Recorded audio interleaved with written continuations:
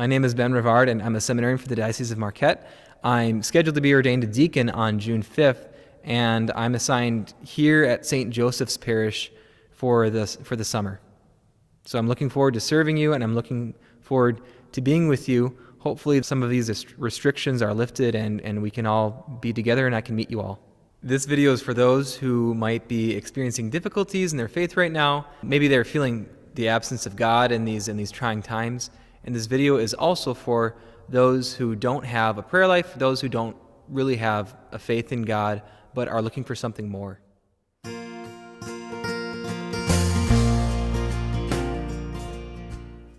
One of the techniques or methods for preventing the spread of the virus is wearing a mask. I went out shopping at the grocery store about a week ago, and I saw several people who I thought I knew, but I really couldn't tell because they were wearing masks, right? And I was a little sad.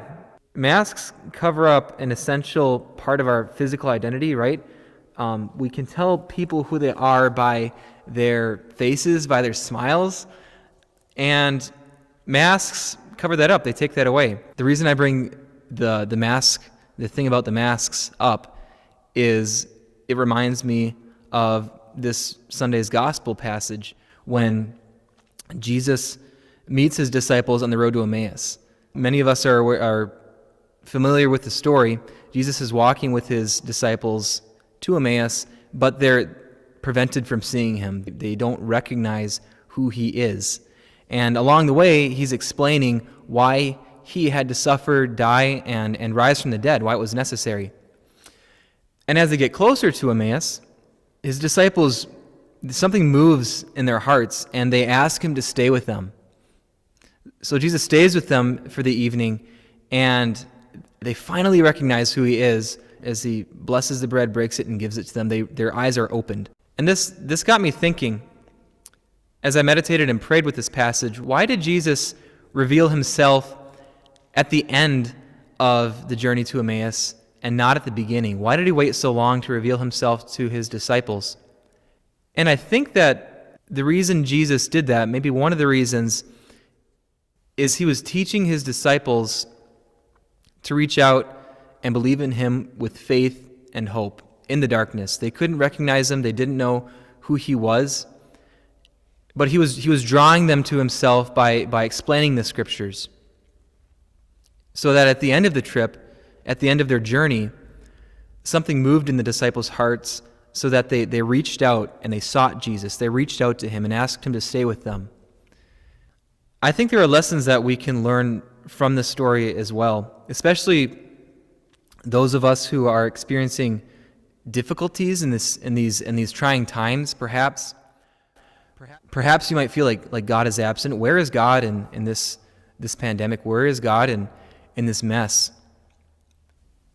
But Jesus wasn't absent on the road to Emmaus. He was merely hidden, and it's the same situation today. Jesus isn't absent in our lives. He's merely hidden. And just as he used that time with his disciples on the road to Emmaus to help them grow in their faith and grow in their hope, I think that he wants to do the same with us today in these trying times. He wants us to grow in faith and hope. He wants us to reach out to him just as the disciples did. Or perhaps there are those who don't really have faith. Perhaps there are those who don't really have a prayer life, but they're looking for more. They realize that their lives are fragile. This life that we all experience is so fragile. The economy was flipped upside down almost overnight. So many people have died. The world is in a kind of chaos. And they're looking for something. Maybe you're looking for something permanent. Maybe you're looking for something that's lasting. And Jesus has something permanent to offer you. He has something lasting to offer you, which is himself, a friendship with himself. The way that we grow in faith, the way that we grow in hope is they're gifts, they're virtues that we receive from God. I encourage you, ask for those gifts. Every day, make a short act of faith, a short act of hope.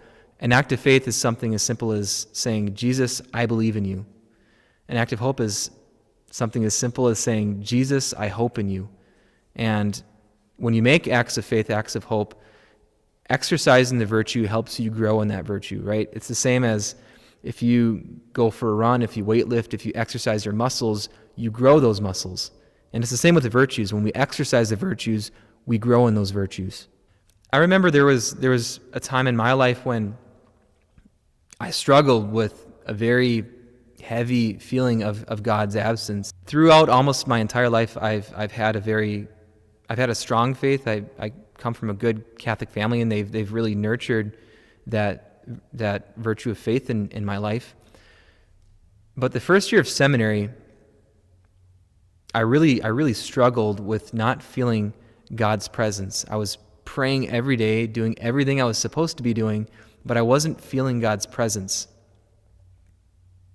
And I remember at the end of that year, I was in the college chapel at Sacred Heart Major Seminary in the choir loft when, in one of my holy hours, I remember kneeling down and I just poured out my heart to God, and I told him I was frustrated that I couldn't see him, I couldn't hear him, I couldn't feel his presence, and I just laid it all out there.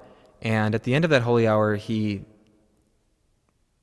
feeling of his absence left, and I felt very strongly that he was telling me that he was waiting for me. He was waiting for that moment for me to pour out my heart to him and ask him to reveal himself. He does the same for all of us today who are struggling with those difficulties of feeling abandoned or feeling his absence. He wants us to call out to him. He wants us to exercise the virtues of faith and hope so that we grow in love, so that we grow in union with him.